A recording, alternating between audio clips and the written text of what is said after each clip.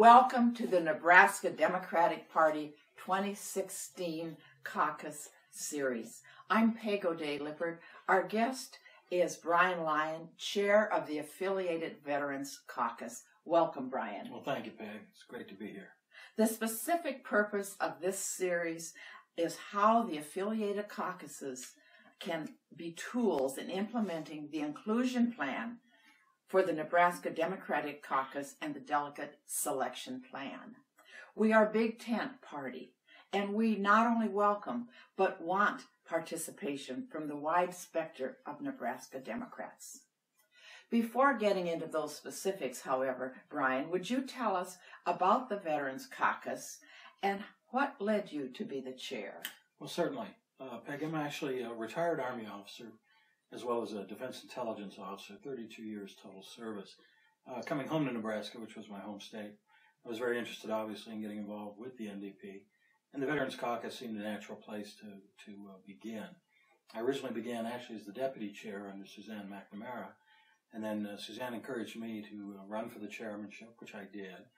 We added the idea of veterans and military families, which puts us a little closer with what the National Democratic Committee does in terms of veterans and military families efforts, and added Lisa Fricky as my deputy and retained Suzanne as our secretary-treasurer. Oh, interesting, interesting.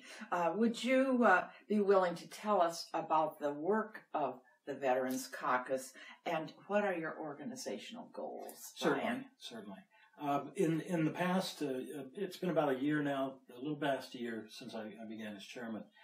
We moved rather quickly into creating first a Facebook page in which we could begin to communicate themes that were both, say, veterans benefits or veterans kinds of issues oriented. And then we moved it in parallel into sort of political advocacy, especially for our state candidates at the time for 2014 election cycle, the ones who were in fact veterans and who had very good stands on veterans issues. So we've used the page to sort of advocate for them, promote their interests, promote our interests. In parallel, we were invited a number of times to come down to the unicameral on behalf of state senators that are very good on veterans issues to testify and write letters and to give weight to the efforts to try to reduce taxation on veterans' benefits in the state, to get hiring preferences for veterans, which were, according to Sue Crawford, we were sort of instrumental in that particular effort. So we tried to both do political messaging, veterans messaging, and then advocacy for candidates or for issues in the state that affect veterans. Well, I'm delighted to hear what the action that you're taking, Brian. Could you give our viewing audience a reference to your webpage? You mentioned you have a webpage. Yes, it's within Facebook, and it's simply the NDP Veterans page. If you were to search it, that's how you would find it. On Facebook. Yes, ma'am. Okay. And it's been a very effective instrument. We just last night, literally, I think we gained 35 new likes in a single night, and I think it had to do with the wider it goes, the more people pick up on what they're seeing and hearing. So we're very pleased with that particular instrument. We also have separately, for the members of the caucus that are active, I have a very good email list where we communicate our information and our issues or solicit people's help, in supporting, say, the work down in the unicameral, or if you're interested in the veterans position of candidate X, Y, or Z, here's what it is, and here are, people who can help us or who we think should be supported. Now, is it true that you're one of the groups that meets outside of the usual quarterly meetings and are a little more active, at least in the metro area? I think while we've not instituted monthly meetings, we're still quarterly because so much of the membership, of course, is from all over the state. But within a smaller group of folks that are Douglas County, Sarpy County, where you have a heavy concentration of veterans, we find it easier to reach out and to motivate on certain actions that we've taken. We've done some work to provide assistance to the Bellevue Veterans Home. We've done a lot of work on behalf of Congressman Brad Ashford. We help provide.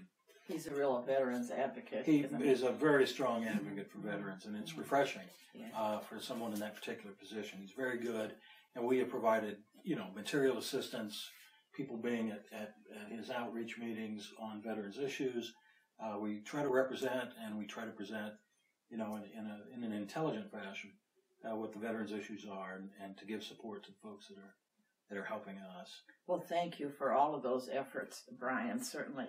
And now let's talk specifically about your plans to reach out to your membership and potential members, not only to promote, but engage them in the caucus process. Yes. One of the things that I'm very interested in exploring, both with the state party and with our national DNC military families counterparts, are the databases that have the registered Democratic voters, and to the extent that they are identified as being military veterans, to begin to look at how we might be able to, say through email or other means, to sort of target and communicate that to them about the important issues that are coming up in 2016, the candidates and their positions on veterans issues. I think if we can do that, as well as reaching out through the existing networks that we have, then I think we can help mobilize and motivate a greater number of Nebraska veterans who are Democratic and would be willing to participate.